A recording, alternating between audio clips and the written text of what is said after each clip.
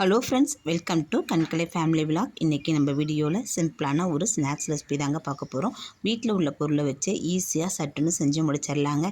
ஹெல்த்தியாகவும் இருக்கும், பசங்களும் விரும்பி சாப்பிடுவாங்க. கடையெல்லாம் காசு கொடுத்து வாங்கணுங்கிற அவசியம் இருக்காது. வாங்க எப்படி செய்யலான்னு பார்க்கலாம். நான் என்னென்ன காய்கறி எடுத்திருக்கேன்னு பார்த்தீங்கன்னா, முட்டைக்கோஸ் எடுத்திருக்கேன், குடமிளகாய் எடுத்திருக்கேன், அதுக்கப்புறம் ஒரு கேரட்டு, வெங்காயம், தக்காளி, இவ்வளோ தாங்க எடுத்திருக்கேன். இது எல்லாத்தையுமே நம்ம சேர்க்க போகிறது கிடையாது. நமக்கு எந்த அளவுக்கு தேவையோ அந்த அளவுக்கு சின்ன சின்னதாக கட் பண்ணி எடுத்துகிட்டு வந்துடலாங்க. நான் சின்ன சின்னதாக கட் பண்ணி எடுத்துகிட்டு வந்திருக்கேன். கேரட்டை துருவி எடுத்துருக்கேங்க.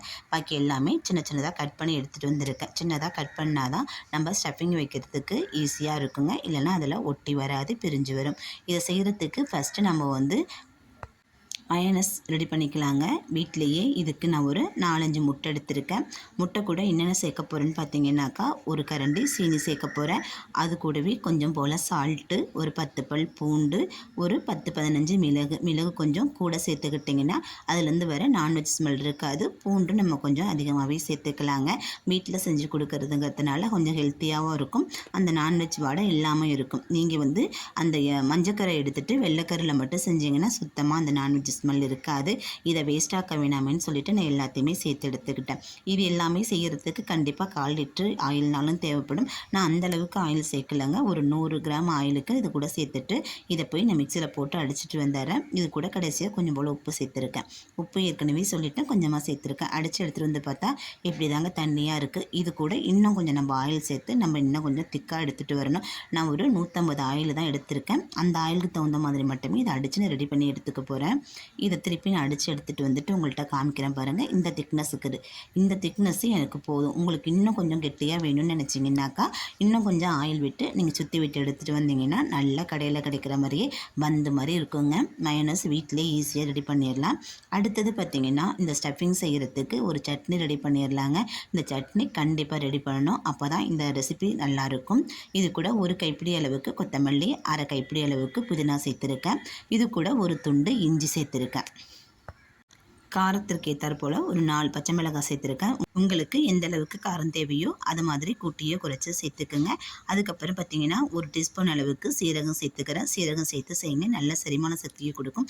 10 பல் பூண்டு சேர்த்துருக்கேன். அது கூட பார்த்திங்கனாக்கா கொஞ்சம் போல் சால்ட்டு, அதுக்கப்புறம் அரை மூடி எலுமிச்சைப்பழ சாறு, அதையும் நல்லா புழிஞ்சு விட்டுட்டு இது கூட ஒரு கட்டி வெல்லம் சேர்த்துருக்கேன். நீங்கள் வெல்லம், அதுக்கப்புறம் நாட்டு சர்க்கரை, அது வேணும்னா நீங்கள் வெள்ளை சர்க்கரை கூட சேர்த்து செய்யலாம். நான் வெள்ளை சர்க்கரை அதில் சேர்க்கலைங்க. ஒரு துண்டு வெல்லம் மட்டும் சேர்த்துருக்கேன். இது நல்லா அரைச்சி எடுத்துகிட்டு வந்துடலாம். இந்த சட்னி ரொம்ப டேஸ்ட்டாக இருக்குங்க. இந்த சட்னியை வெறுமனையை கூட அரைச்சி நம்ம பஜ்ஜி வடை அந்த மாதிரி ரெசிபிக்கு சாஸ் தொட்டு சாப்பிடுவோம் இல்லையா, அதுக்கு பதில் இதை தொட்டு சாப்பிட்டா செமையாக இருக்கும். இதை ஒரு பவுலில் மாற்றி இது ஒரு ஓரமாக கொஞ்சம் நேரம் வச்சிடலாம். இதுக்கப்புறம் இதை நம்ம ரெசிபி செய்கிறதுக்கு எப்படி செய்யலாங்கிறத பார்க்கலாங்க.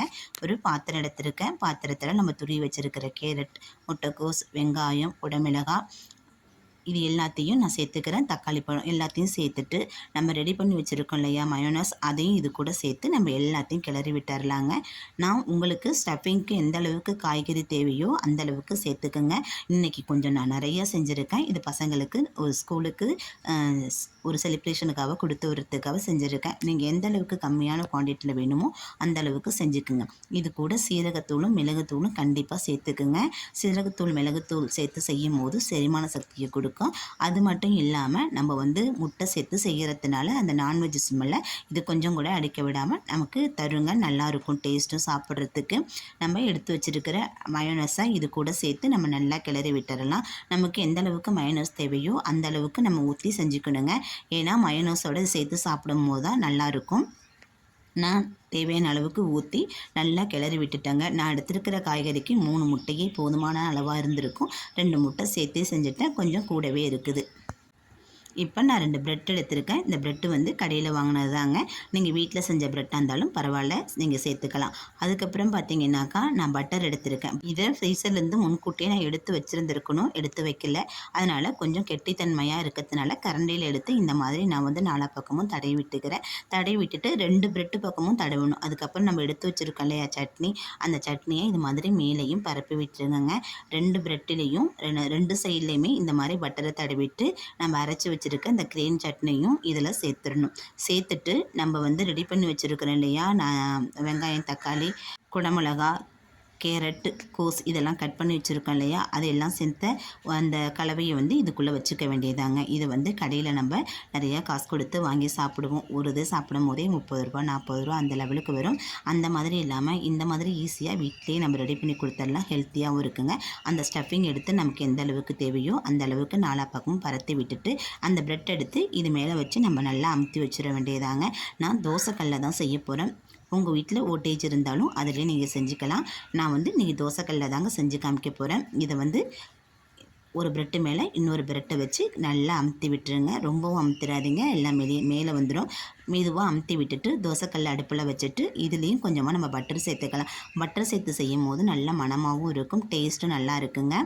இதில் பட்டர் தடவிட்டு நம்ம ரெடி பண்ணி வச்சுருக்கிற அந்த பிரெட்டு துண்டுகளை ஒன்று ஒன்றா போட்டு நம்ம நல்லா முருவை விட்டு, அதாவது கறிவிடக்கூடாது, 2 பக்கமும் நல்லா செவந்து வரணும். அந்த அளவுக்கு திருப்பி போட்டு நம்ம எடுத்துக்க வேண்டியதாங்க. வீட்டிலேயே சூப்பரான சாண்ட்விட்ச் குழந்தைங்களுக்கு பிடிச்ச மாதிரி நம்ம ரெடி பண்ணி கொடுத்துடலாம்.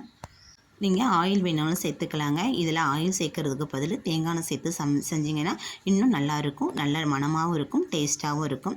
நான் இன்றைக்கி பட்டர் மட்டும் தான் சேர்த்துருக்கேன். பட்டர் சேர்த்துட்டு 2 பக்கமும் திருப்பி போட்டு நல்லா செவர விட்டு நம்ம எடுத்துக்க வேண்டியதாங்க. ஆனால் கரிஞ்சிடக்கூடாது. இந்த மாதிரி இருக்கிற எல்லா பிரெட்டு துண்டுகள்லையுமே நம்ம 2 பக்கமும் அந்த கிரீன் சட்னி வச்சு பட்டர் தடவி வச்சுருக்க ஸ்டஃபிங்கை வச்சு ஃபில் பண்ணி மூடிட வேண்டியதான். மூடிட்டு இந்த மாதிரி தோசைக்கல்ல திருப்பி போட்டு நல்லா சிவர விட்டு எடுத்துட்டோம்னா சூப்பரான சாண்ட்விச் வீட்டிலேயே ரெடி ஆகிடுச்சுங்க. அதிக காசு கொடுத்து கடையில் வாங்காமல் வீட்டில் இருக்க பொருளை வச்சு இன்னும் சிம்பிளாக கூட நம்ம பசங்களுக்கு செஞ்சு கொடுத்துடலாம். இவ்வளோ தான் காய்கறி போடணுமாங்கிறதெல்லாம் கிடையாது. மைனஸ் வந்து முட்டை வச்சு தான் செய்யணுங்கிறதும் கிடையாது, பால் வச்சுமே செய்யலாங்க. பால் வச்சு எப்படி செய்கிறதுங்கிறத அடுத்தடுத்த வீடியோவில் உங்களுக்கு நான் ஷேர் பண்ணுறேன். நான் எல்லா ப்ரெட்டையுமே இந்த மாதிரி ரெடி பண்ணி எடுத்துகிட்டு வந்துட்டேன். நான் 2 பாக்கெட் ப்ரெட் அளவுக்கு செஞ்சேங்க. பசங்களுக்கு கொடுத்து விடணுங்கிறதுக்காக வீட்டிலையே செஞ்சு ஈஸியாக பசங்களுக்கு கொடுத்து விட்டுட்டேன். ரொம்பவும் நல்லா இருந்துச்சுங்க. நம்ம வந்து வீட்டில் செய்கிறதுனால எந்த ஒரு கலப்படமும் இல்லாமல் ஹெல்த்தியான பொருளை வச்சு பசங்களுக்கு செஞ்சு கொடுத்துட்டோம். நீங்களும் குறைவான பொருளை வச்சு வீட்டில் இருக்கிற பொருளை வச்சு பசங்களுக்கு ஈஸியாக செஞ்சு கொடுத்துடலாம். ஒரு குடமிளகாய் இருந்தாலும் போதும், இல்லை வெங்காயம் தக்காளி மட்டுமே வச்சு செய்யலாம். நான்வெஜ்ஜில் வச்சு தான் மயோனஸ் செய்யணுங்கிறது கிடையாது, வெஜ்ஜிலையுமே நம்ம மயோனஸ் ரெடி பண்ணலாங்க. அடுத்தடுத்த ரெசிபியும் உங்க கூட ஷேர் பண்ணுறேன். வீடியோ பிடிச்சா லைக் பண்ணுங்கள், சப்ஸ்கிரைப் பண்ணி சப்போர்ட் பண்ணுங்கள். இது வரைக்கும் என் வீடியோ பார்த்ததுக்கு மிக்க நன்றி. வாழ்க வளமுடன்.